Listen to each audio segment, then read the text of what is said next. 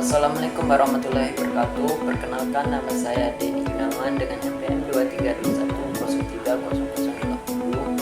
Di sini saya akan menjelaskan mengenai sumber dan jenis pengetahuan dengan dosen pengampu Bapak Muslim SHI MHI dengan mata kuliah metode penelitian muamalah. Sumber pengetahuan yang dimiliki manusia dalam kajian filsafat dijelaskan bahwa ilmu memiliki sumber. Artinya, ilmu pengetahuan itu tidak timbul dengan sendirinya. Ada 4 sumber pengetahuan yang dimaksud, yaitu yang pertama, pengalaman indrawi, akal, hati, dan intuisi, serta wahyu. Yang pertama yaitu pengalaman indrawi. Pengalaman indrawi atau biasa disebut dengan empiris merupakan pengetahuan yang bersumber dari pengalaman yang dialami manusia. Sumber pengetahuan ini dirumuskan berdasarkan kebutuhan manusia yang suka memperhatikan gejala-gejala yang terjadi di sekitarnya. Misalnya seperti terjadinya hujan yang terus berulang-ulang dengan proses yang sama. Hal ini menjadi daya tarik manusia sehingga terdorong untuk bernalar sehingga menemukan penelitian penyebab terjadinya hujan. Sumber pengetahuan yang kedua yaitu akal. Akal atau biasa dikenal rasio merupakan pengetahuan yang bersumber dari pemikiran manusia. Pada sumber pengetahuan ini diketahui bahwa pengetahuan adalah hasil pemikiran manusia. Yang ketiga yaitu ada hati atau intuisi. Intuisi merupakan sumber pengetahuan yang tidak menentu dan didapatkan secara tiba-tiba.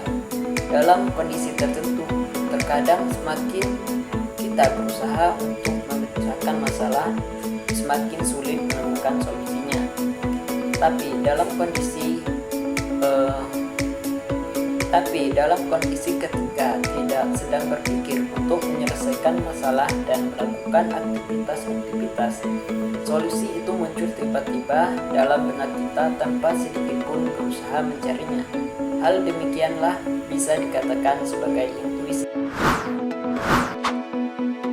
Sumber pengetahuan yang keempat yaitu ada wahyu. Wahyu atau bisa dikatakan sebagai sumber pengetahuan yang non-analitik karena tidak ada proses berpikir dari manusia tersebut. Wahyu merupakan sumber pengetahuan yang berasal dari Yang Maha Kuasa. Biasanya yang menerimanya adalah manusia pilihan. Contoh yang paling dekat adalah para nabi yang menerima wahyu dari Allah.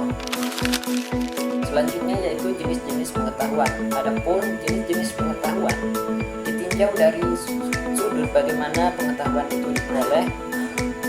Pengetahuan tersebut diantaranya yang pertama yaitu pengetahuan biasa, yang kedua pengetahuan ilmiah, yang ketiga yaitu pengetahuan filsafat, yang keempat yaitu pengetahuan agama.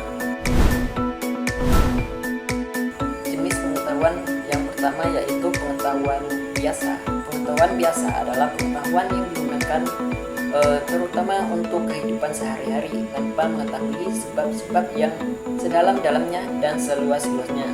Dalam bahasa lain disebut sebagai pengetahuan yang dimiliki dengan sekedar tahu. Misalnya seseorang yang dulunya belum tahu tentang cara belajar sesuatu hal, dan setelah melalui suatu proses seseorang tersebut tahu tentang sesuatu hal tersebut. Jenis pengetahuan yang kedua yaitu jenis pengetahuan ilmiah atau ilmu pengetahuan. Pengetahuan ilmiah ialah pengetahuan yang diperoleh dengan cara khusus, bukan hanya digunakan saja tetapi ingin mengetahui lebih dalam dan luas mengenai kebenarannya, tetapi masih berkisar pada pengalaman. Pengetahuan ilmiah pada dasarnya merupakan usaha untuk mengorganisasikan dan mensistematisasi pengetahuan biasa atau pengetahuan sehari-hari yang dilanjutkan dengan suatu pemikiran cermat dan seksama dengan menggunakan berbagai metode. Jenis pengetahuan yang ketiga yaitu pengetahuan filsafat. Pengetahuan filsafat adalah pengetahuan yang tidak mengenal batas jika yang dicari adalah sebab-sebab yang paling dalam dan hakikat. Pengetahuan filsafat ini biasanya berkenaan dengan hakikat, sesuatu transenden, sehingga kadang pembicaraannya mengenai hal-hal yang abstrak terhadap bangunan sebuah pengetahuan. Objek pembahasannya selalu mengedepankan aspek ontologi, epistemologi, dan aksiologi. Jenis pengetahuan yang terakhir yaitu ada pengetahuan agama. Pengetahuan agama adalah pengetahuan yang hanya diperoleh dari Tuhan lewat para nabi dan rasulnya, yang bersifat mutlak dan wajib diterima oleh para pemeluknya. Dengan menjadikan ajaran agama sebagai tolak ukur kebenaran, maka pengetahuan agama sangat erat dengan nilai baik dan buruk, benar dan salah.